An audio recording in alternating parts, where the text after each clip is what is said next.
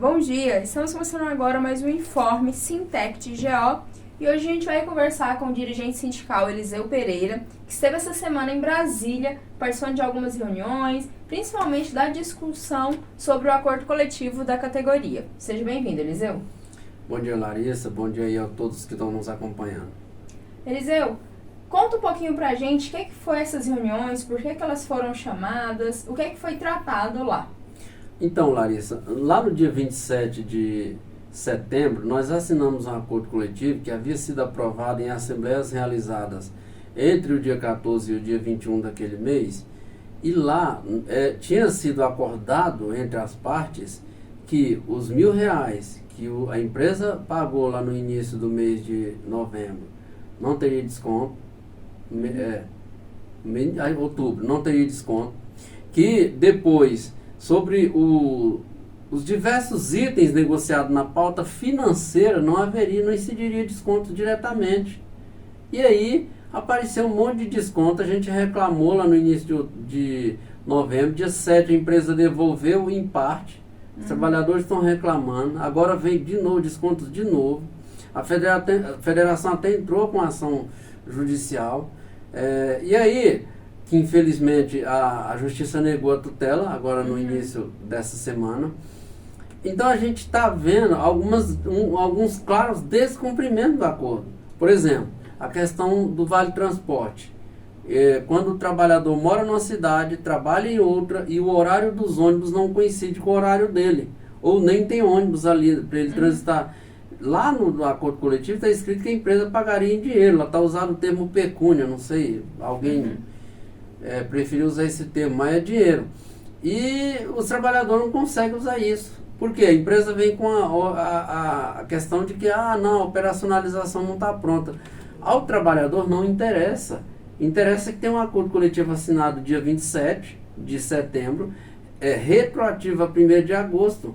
Subentende-se que ele deveria estar usando esse acordo desde o dia 27 de setembro. E hoje nós estamos em 1º de dezembro e o trabalhador não consegue usar os benefícios conquistados nesse acordo. Então, diante desse cenário, a orientação que a federação tirou foi para que a gente decrete o estado de greve nessa assembleia.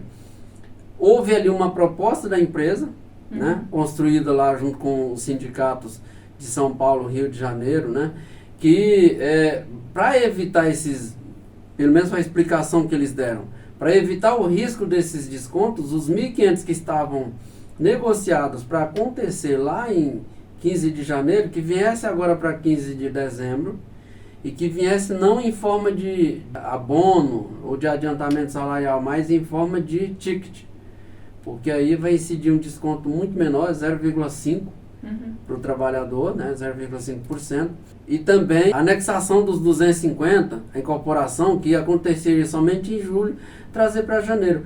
Mas como a empresa vem descumprindo o acordo coletivo, nós não temos garantia que ela vai cumprir isso. Infelizmente, nós sentamos numa mesa de negociação, onde o tempo inteiro se falou, por parte do empregador, se falou em respeito, se falou em diálogo, mas o presidente sai de Brasília e vai reunir com o sindicato de São Paulo, mas ao mesmo tempo não quer se reunir com a federação legitimamente estabelecida, e aí a gente fica mandando interlocutores que não têm poder de decisão, que chegam na mesa e a gente faz proposta e eles, não, nós vamos levar para o presidente, nós vamos levar para o gestor de pessoas, porque nós não temos poder de decisão. Então, isso que nós estamos assistindo. Então o presidente está preferindo construir uma linha de diálogo com uma galera que se organiza na clandestinidade, que é o caso do sindicato de São Paulo e Rio de Janeiro, do que conversar com aqueles que legalmente representam essa categoria. E Eliseu, eu tenho visto nas redes os próprios trabalhadores da categoria, os próprios excetistas, reclamando da seguinte situação. Fechou o acordo coletivo lá em setembro, e agora vai propor um estado de greve por conta do acordo, mas não é isso, é porque o acordo não está sendo cumprido, Não é isso e não é só isso, a gente tem que dizer o seguinte: primeiro, nós não estamos tendo cumprimento de acordo.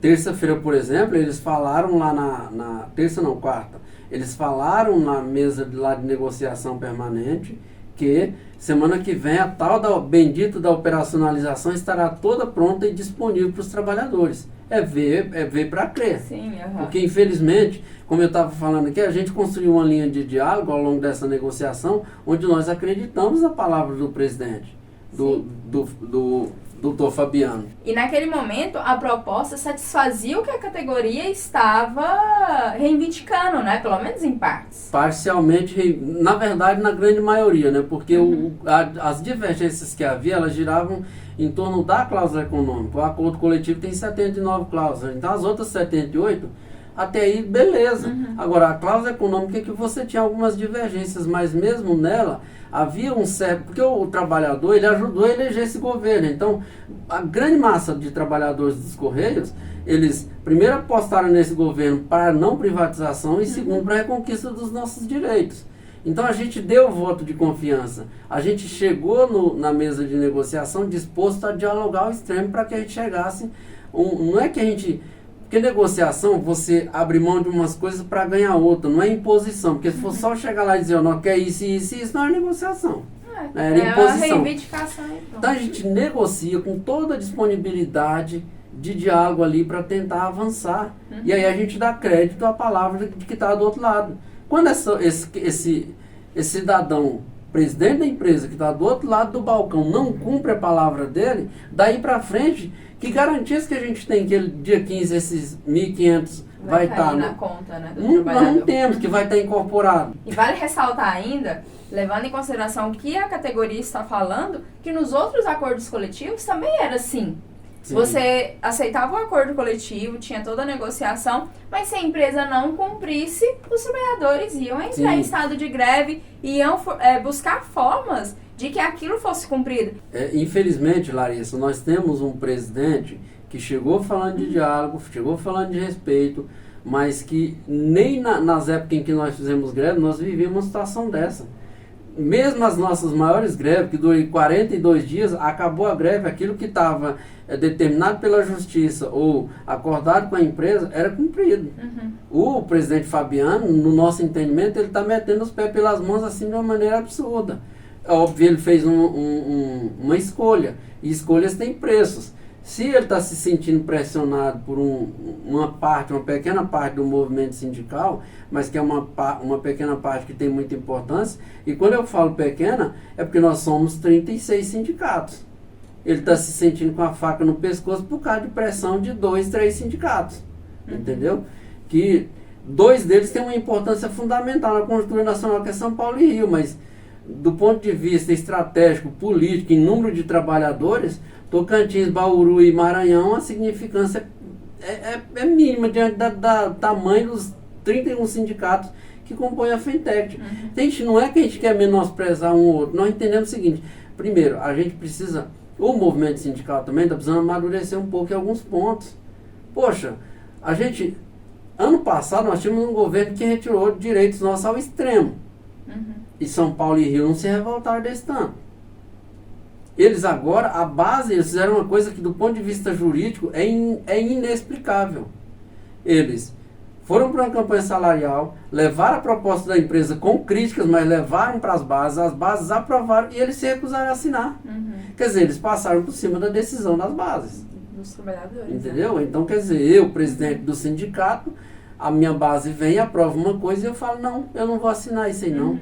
A base aprovou, só tem validade se eu assinar, que eu sou presidente do sindicato, mas então eu passo por cima da categoria. Então, essas questões, para que a gente seja exitoso plenamente, o movimento sindical, a gente precisa lembrar que quando eu vou para uma mesa de negociação, quando eu vou discutir uma situação com a empresa, ou quando eu vou mesmo na justiça, eu não estou lá representando os interesses meus, o que pensa o Eliseu, eu estou lá representando a categoria. O que querem os trabalhadores. Sempre que eu vou a Brasília, eu tomo muito cuidado de lembrar, inclusive nas minhas palavras que eu uso lá na hora, que eu não estou lá o Eliseu, está lá 2.800 trabalhadores que trabalham no Correio aqui em Goiás. Não estou falando no meu nome, estou falando no nome deles. E na grande maioria deles não vão usar palavras desrespeitosas. Então o presidente, os assessores dele, eles podem até reclamar. O Eliseu às vezes usa palavra dura, mas nunca vai dizer. O Eliseu usou palavras desrespeitosas com a gente. É o correto, É o que eu penso que o movimento sindical tinha que adotar, né? Eliseu, e para finalizar, é que os trabalhadores vão realizar essas assembleias que dia?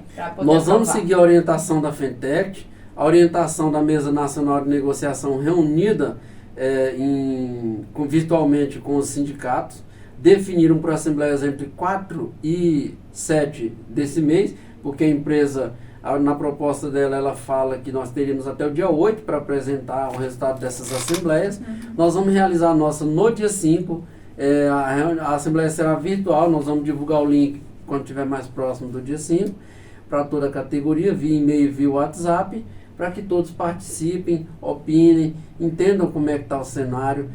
O cenário, gente, eu até na mesa de negociação essa semana, Larissa, eu falei o seguinte, nós éramos para estar fazendo outra discussão. Nós estamos numa situação, nós de Correio, nós estamos numa situação terrível. Olha, a GoToBe ontem rompeu o contrato, e o Correio rompeu o contrato com a GoToBe, que vinha recebendo do Correio, segundo afirmam aí, não tenho documentos comprobatórios, mas o que a gente ouviu dos trabalhadores é que os gestores deles, os trabalhadores da GoToBe, os gestores deles alegam que não estão recebendo do Correio. O Correio alega que está pagando direitinho. O fato é, a GoToBe não vinha pagando os trabalhadores dela. Os trabalhadores dela paralisavam, simplesmente está travando o Correio. O inteligentíssimo que lá atrás teve a ideia de extinguir o cargo de OTT, deveria ser cobrado agora. E aí, como é que nós estamos presos nas mãos de uma empresa terceirizada, que decidiu que não paga seus funcionários, está usando seus funcionários para pressionar o Correio. Entendeu? Tornando a situação inviável. Então, nós, movimento sindical, devíamos estar discutindo isso. Por quê? Porque o serviço está de péssima qualidade. Isso tem consequência. A nossa imagem perante a sociedade, ela vai ficando prejudicada. Principalmente nessa época que a gente está saindo de Black Friday e entrando no Natal. No Natal, então... É um caos. Nós, movimento sindical, eu entendo que aqui é de onde sai o nosso ganha-pão. Então, a gente tinha que zelar, temos que zelar pela imagem da empresa também. Não é só fazer as nossas lutas, nós temos que fazer as nossas lutas, mas se aqui é de onde eu tiro o meu ganha-pão, eu tenho que me preocupar pela boa imagem da empresa junto à população. E eu não tenho como fazer essa boa imagem se não tem trabalhadores para fazer o trabalho. O CTC aqui em Goiânia está até o teto de encomenda. Quem é que vai entregar? Os carteiros estão vindo triar. Vai levar a carga para o interior e ela vai ficar, em vez de ficar parada aqui em Goiânia, vai ficar parada na cidade do interior. No centro de distribuição da capital, porque não tem. Então, só para concluir, Larissa, quando eu falei de diálogo, eu esqueci de uma coisa. O Emerson, que é o nosso secretário-geral da federação, lá na mesa, ele propôs para a empresa, olha, vamos fazer o seguinte, essas percas que os trabalhadores tiveram esses dias aí, vocês pegam e dá R$500 de ticket em janeiro extra, para compensar elas. Compensar esses descontos. Eles falaram, tá, vamos pensar. No dia seguinte, eles chegaram na mesa, aí tinha saído o resultado da negativa da tutela por parte da justiça, eles se sentiram, né, fortes o suficiente para dizer, não, a justiça está negando, não vai dar em nada, então não vai usar. Então é complicado. Então tá bom, muito obrigada por sua participação, Eliseu. Qualquer nova informação, a gente volta a trazer aqui no nosso canal do YouTube. E já compartilhe esse vídeo também com outros colegas assetistas. É isso aí.